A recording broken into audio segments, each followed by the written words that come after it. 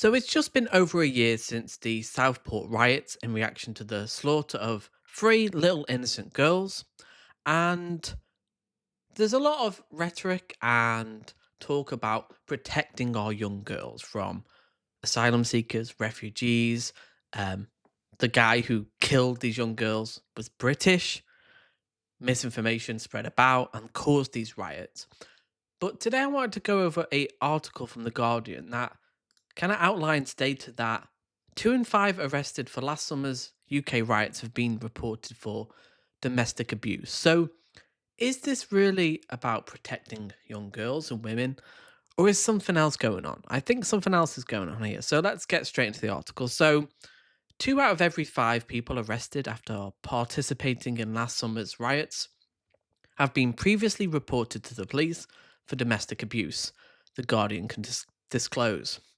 Police data released under the Freedom of Information laws shows that 41% of 899 people arrested for taking part in the violent disorder last July and August have been reported for crimes associated with intimate partner violence. For those arrested by one police force, this figure was as high as 68%. That's 7 in 10, 70 out of 100 men. That's such a high figure. So, is this true that this is really about protecting these young women and girls when such a high proportion, 2 out of 5, up to 7 out of 10, are perpetrators of domestic violence, intimate partner violence, coercive behavior? Let's continue with the article. So, previous offences include actual bodily harm, grievous bodily harm, stalking, breach of restraint, and non molestation orders controlling coercive behavior and criminal damage. The disclosures come amid a growing debate over the legitimacy of protests outside asylum hotels, which we've seen across the country in Epping, Norwich, quite a few hotels across the country. So, police have issued a dispersal order at Epping, Essex, after a series of demonstrations outside the Bell Hotel, which broke out after an Ethiopian asylum seeker who had recently arrived on a small boat was charged with sexual assault against a local girl. And I can understand that's bad. I understand the upset there.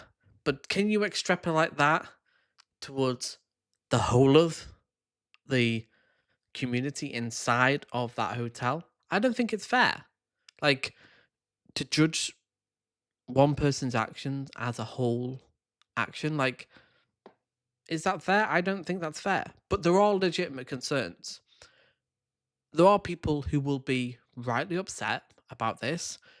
And my fear is that it's obviously being weaponized by the right. And this is what's happening. Like, let's not pretend that Tommy Robinson and these far right figures really care about these young girls, like protecting. They never talk about funding rape centers, funding the judiciary so we can actually charge these people. The charge rate for rape is incredibly low. I think it's like 1%. Do they talk about that? No, they don't. They only talk about it when it's brown people. And that's essentially what's happening here. Let's not act like, they care about these young girls. How can they when such a high percentage is committing domestic abuse, intimate partner violence, DV? Like, this is really damning. And I think it's important to talk about this because they will use protecting kids as a pretext to try and essentially undermine human rights, undermine refugees, immigration, and freedom of movement. And they need to be called out. So, ministers have said protesters are upset for legitimate reasons, which there is an element of truth to that. There is. That's why they kind of get into people's minds. They go, yeah, we need to protect our kids. No one wants to see kids sexually assaulted by asylum seekers. No one wants to see that. But if there's a bigger trend, that's an issue then where we can go in and go, okay, there is a bigger trend. What do we do about this? These people need to be held accountable. But we see the bigger trend with these far right people. What are we going to do with them? Like, they need to be held accountable. That's where we see the data where there's a clear correlation between these far right thugs and mistreatment of women. That's when we need to call it out. If we're going to make generalizations about, demographics, which I don't think we should broadly, but when we have 68% in one, you know, area, I think that's something we need to look into. So last summer's riots spread across the country in response to the murder of three young girls at Taylor's themed dance class in Southport on the 29th of July. Elsie Dot Stancombe, 7, BB King, 6, and Alice De Silva Aguirre, 9, were murdered by Axel Ruda Pagana, who has been jailed for a minimum of 52 years. The Guardian's data was obtained through Freedom of Information requests sent to police, 21 police sent to 21 forces covering the 27 towns and cities across England and Northern Ireland where riots took place. The 27 towns were identified as sites of significant disorder in a House of Commons briefing document in September. Between the 30th of July and 7th of August 2024, an estimated 29 anti-immigration demonstrations and riots took place. Many of these were violent, with participants attacking mosques and hotels, hotels housing asylum seekers. In Bristol, where there were 60 arrests, more than two-thirds of those arrested had been the subject of previous domestic abuse report. In Hartlepool and Middlesbrough, Cleveland police reported there had been 107 arrests, 44 of whom had been subject to a prior domestic abuse report. In Rotherham, where rioters set fire to an asylum hotel, 75 people were arrested, 35 of whom have been reported for 35 who have been reported for domestic abuse, South Yorkshire police said. Joshua Lane, a 27-year-old former serviceman who threw missiles at police guarding the hotel, pleaded guilty to violent disorder. He had previously received a suspended sentence for stalking, battery, and criminal damage. There were 91 arrests in Sunderland, where rioters set fire to cars, a building, and attacked a mosque. Of those, 38 were subject to a prior domestic abuse report. One of the first arrests by Merseyside police for participation in the Southport riot was made after a suspect in a domestic incident was identified by officers based on footage from the previous day's violent disorder. Merseyside police arrested 160 people after days of disturbances in Liverpool and Southport, but did not provide the Guardian with a number of prior domestic abuse reports because of prohibitive costs. Gareth Metcalfe, 44, described by a judge as at the forefront of the disorder in Southport, had previous convictions including sexual assault and breach of a non-molestation order. In Hull, where 47 of 150 people arrested had been reported prior domestic abuse, Ethan Armstrong, 26, who was jailed for violent disorder, had previously been convicted for causing actual bodily harm after repeatedly punching an ex-girlfriend. That reminds me of a former Reform MP, James McMurdoch. Again, these people pretend to care about treatment of women when it's clear. It's just clear. Like, don't listen to what people say. Listen to what they do. The Metropolitan Police said there were 165 arrests in Whitehall last summer in connection to the riots, 48 of whom had previously been reported for domestic abuse. This information provided by police forces indicates overlaps between public violent disorder and domestic violence and abuse. Outcomes for reports held by police indicate that less than a quarter of individuals had been charged for any of the domestic abuse offences for which they were a suspect. Isabella Lowenthal Isaacs, the police manager at Women's Aid, said, a year on from the terrible Southport attack on young girls, and as a conversation about far-right protests once again starts to appear in the media, it is tempting to treat these events as isolated. However, the reality is that these acts of violence are part of a wider pattern rooted in the same dynamics and drive domestic abuse and violence against women and girls, control, coercion, and misogyny, which is a key component of fascism and what we're talking about here. Like, this isn't about protecting women. It's about protecting women from brown people. because these men have this weird insecurity that somehow these brown men are going to come over. It's the same what happened in 1930s Germany. Like these people are coming over here, they're taking our women, they're, spoiling the gene pool, they're, you know, somehow these evil force, and it's simultaneously they're weak, and these are pathetic people who shouldn't be here, and they're both simultaneously strong, weak, and it's genuinely insane to think nothing has changed in the last 100 years of how fascists see women, see the other, and how this is like they use this kind of sexual threat as a pretext to kind of undermine human rights, like people coming over here legally to have their right to asylum. So the National Police Chiefs Council indicates that by May, a total of 1,840 arrests have been made in relation to the disorder, and there were 1,103 charges related to the violence, most of which was serious public order offences. Most of the charges have come from the 20% most deprived neighbourhoods.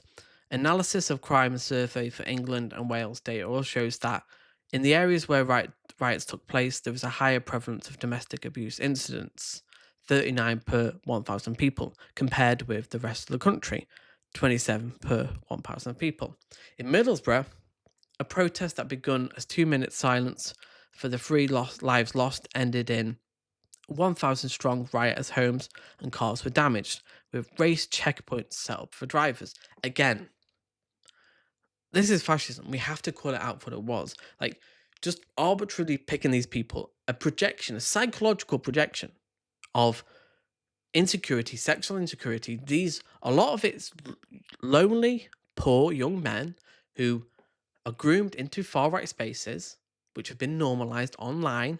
They see the stuff online, you know, they fall down the alt right pipeline. You're watching Jordan Peterson, you're watching Matt Walsh, and then all of a sudden it gets more extreme. Lotus Eaters.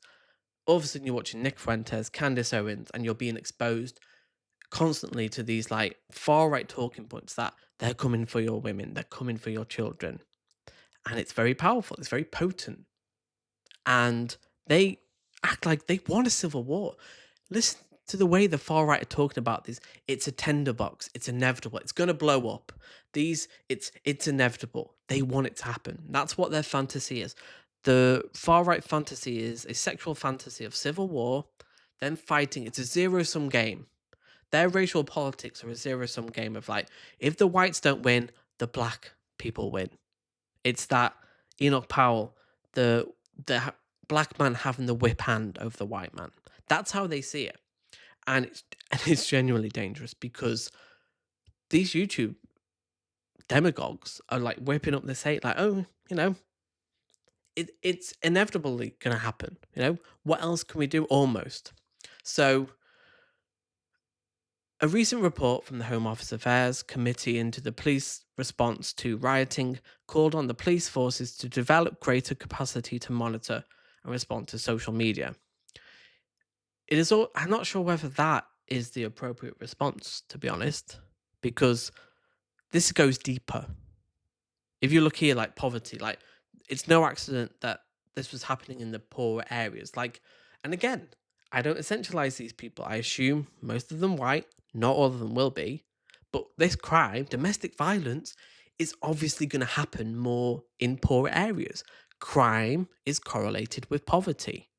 Let's not essentialize these young men like they do with brown people to say, oh, they're all bad people.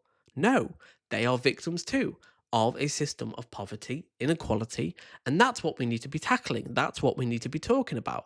But we're not talking about that. We're talking about immigrants. We're talking about hotels. No, this goes deeper. Social and economic inequality causes these men to more likely to be perpetrators of domestic violence. And although we should condemn their behavior, we need to take a sociological lens and go, actually, this is deeper. It's inequality which causes this. This is a symptom. Their behavior is a symptom. The far right is a symptom. It all goes back to inequality. And this is why it's so important to talk about and so important to actually tackle this stuff, because it literally it's disintegrating society in the same way it did in the 20s and 30s. And what led to fascism? It was the World War One. It was the 29 Wall Street crash. It was massive inequality. It's exactly the same today. Nothing changes from 100 years ago. So I'm not sure social media, I think it'll probably make it worse, to be honest. Like the UK and Labour Party are not doing too well with freedom of speech. I think actually freedom of speech is a good thing. And I think it goes deeper than just like talent, like controlling social media. That's an element of it. And I think there needs to be media control, but this goes deeper. So it is also recommended that the government set out ambitious reform to meet its commitment to halve violence against women and girls. Again, yeah, I agree with that. That's good. You need to put funding in that. But inequality is the thing that will help that. Taxing wealth, capital gains tax, a meaningful, get Danny Dorling in there, Kate Pickett. What's a meaningful policy on really tackling inequality over the next 10 years? This should be the priority of any government now. A serious policy on alleviating inequality. And if Labour can't do that or reform, which they won't, this is going to get worse. Domestic violence is going to go up. We're going to see more rioting. We're going to see more of this. And it's not inevitable, like the right say it is, but inequality, again, to reiterate, inequality, inequality, inequality. So a Home Office spokesperson said, the scale of violence and abuse suffered by women and girls in this country is nothing less than a national emergency. Yes, it is. That's why we have pledged to halve violence against women and girls in a decade and will set out transformative strategy to achieve. Well, okay, I'm sorry, this is meaningless unless you're tackling inequality, wealth taxes, a redistribution, a big project of housing development, jobs, green energy, a whole vision to change the country, which is predicated on sharing the wealth. The top 1% have doubled their wealth since COVID. People stagnating wages for 20, 30 years. People can't afford houses. This is what leads to the far right, domestic violence. These men wouldn't be doing this if they had a stake and chance of having a good job, being able to afford a house. A lot of this comes from shame. And it's not to excuse the behavior of these men, it's to understand it. Because if we don't understand it, we're not going to stop it. And we can say, yeah, we're going to half, domestic violence in 10 years. How do you do that meaningfully? Again, inequality, we have to tackle it. So comment below, is this going to be tackled? Are Labour able to do this in any meaningful way? And yeah, tell me your thoughts below, and I'll see you in the next video.